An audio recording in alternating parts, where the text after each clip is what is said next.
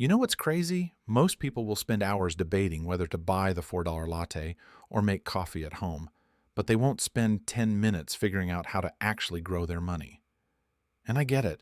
I used to be the same way, saving $100 here and there, feeling good about myself, and then wondering why my bank account looked exactly the same 6 months later. So I decided to run an experiment. I took $100 and tried 5 completely different strategies to grow it in just 30 days. No get-rich-quick schemes, no crypto gambling, just 5 legitimate approaches that regular people could actually use. And here's the thing. The results completely surprised me. The strategy that grew the fastest wasn't the one I expected at all. My name is Oric, and I spend way too much time thinking about how everyday people can actually build wealth without winning the lottery or inheriting money from a rich uncle. If you're someone who's tired of watching your savings account grow at a rate that doesn't even beat inflation, make sure to hit that subscribe button and give this video a thumbs up if this helps you out.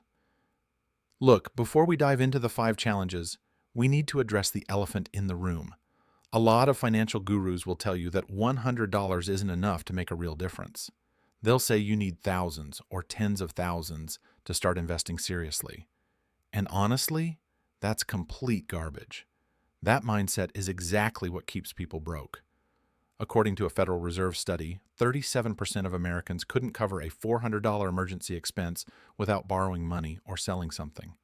So yeah, $100 absolutely matters. Here's what most people don't realize. It's not about the amount you start with, it's about developing the skill of making money work for you.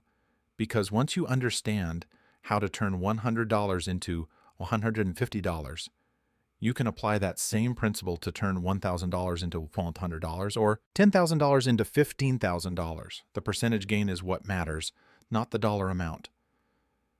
All right, let me walk you through each challenge and what actually happened. Challenge number 1, the classic index fund approach. I put $100 into a standard S&P 500 index fund through a low-cost brokerage. This is what every financial advisor tells you to do, right? Just invest in the market, be patient, and let compound interest do its magic over 30 years. And look, I'm not going to trash this approach because over the long term, it absolutely works. But here's the reality of what happened in 30 days. My $100 grew to $101.83. That's a 1.83% return, which annualized would be about 22%, way above the historical average. I actually got lucky with market timing. Now you might be thinking, Oric, that's barely anything. I can't even buy a decent meal with that profit. And you're right. But here's where the psychology matters. That $1.83 required literally zero effort from me. I didn't have to think about it, work for it, or stress about it. I just let the market do what it does. The problem? Most people see that tiny gain and get discouraged. They pull their money out and go looking for something better. And that's exactly why 90% of active traders underperform the market. They can't handle the patience required. Challenge number 2, flipping items on Facebook Marketplace. This is where things got interesting. I took my $100 and went to garage sales, thrift stores, and clearance sections looking for items I could flip for profit. I've seen people online turn this into a full-time income, so I wanted to test if it actually worked. Day 1, I found a vintage camera at a yard sale for $15. The lady selling it had no idea what it was worth. I cleaned it up, took some good photos, and listed it for $65. It sold within 48 hours. Already, I'd made $50 profit on a $15 investment. Over the next 4 weeks, I flipped 7 items total. A designer lamp, some collectible, toys, a few video games, and a couple of brand-name clothing items. Total invested from my original $100, $87. Total revenue from sales, $243. So I turned $87 into $243, which is a profit of $156.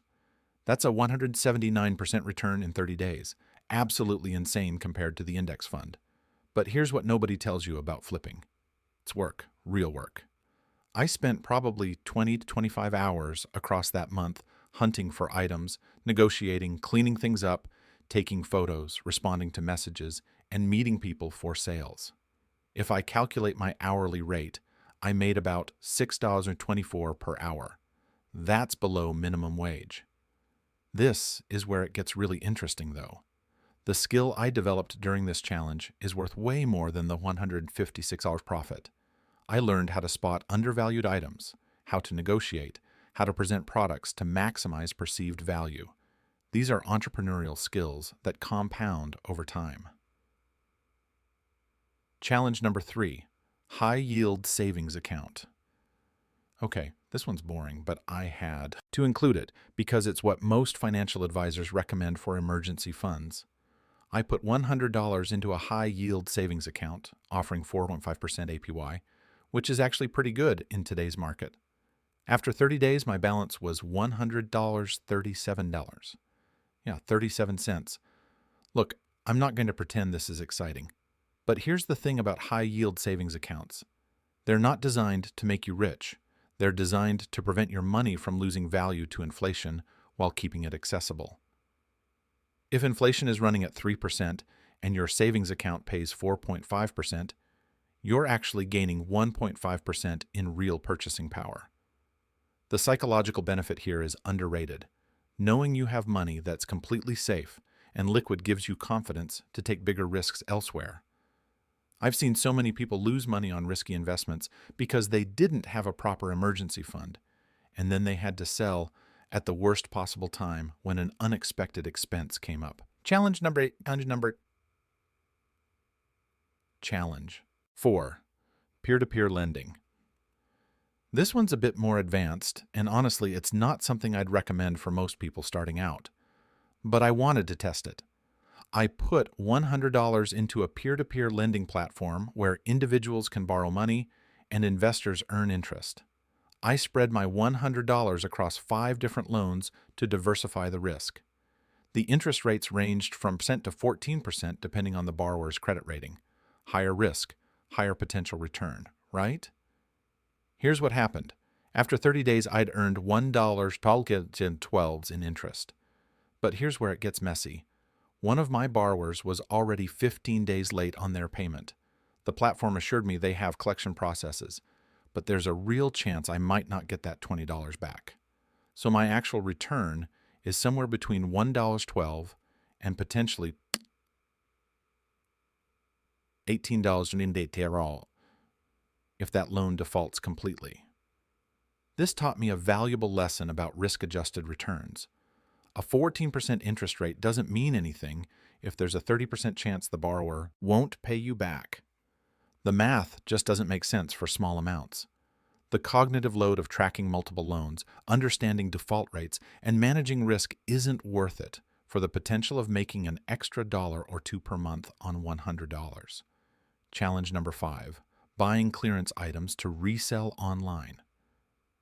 This is different from the flipping challenge. Instead of hunting for random undervalued items, I used my $100 to buy deeply discounted clearance items from retail stores and resold them on Amazon. I found a local store liquidating their inventory at 70% off. I bought 12 units of a popular kitchen gadget for $8.33 each, totaling exactly $100. The retail price was $28, and they were selling on Amazon for around $22. I sent all 12 units to Amazon FBA, which handles storage, shipping, and customer service. Within 3 weeks, all 12 sold. After Amazon's fees and shipping costs to their warehouse, I netted $187.44. That's an 87.44% return in 30 days with maybe 4 hours of total work. That's $21.86 per hour, which is significantly better than the flipping challenge. But here's the crucial difference. This is scalable. Once I understood the process, I could do the same thing with $1,000 and make $874.40 instead of $87.44. The time investment doesn't increase proportionally with the money invested. Now, let me break down what I actually learned from all of this, because the specific dollar amounts aren't the point. The index fund made the least money in raw dollars, but required 0 effort and 0 skill. Over time, this compounds into serious wealth. The average millionaire has most of their money in boring index funds, not exciting get-rich-quick schemes.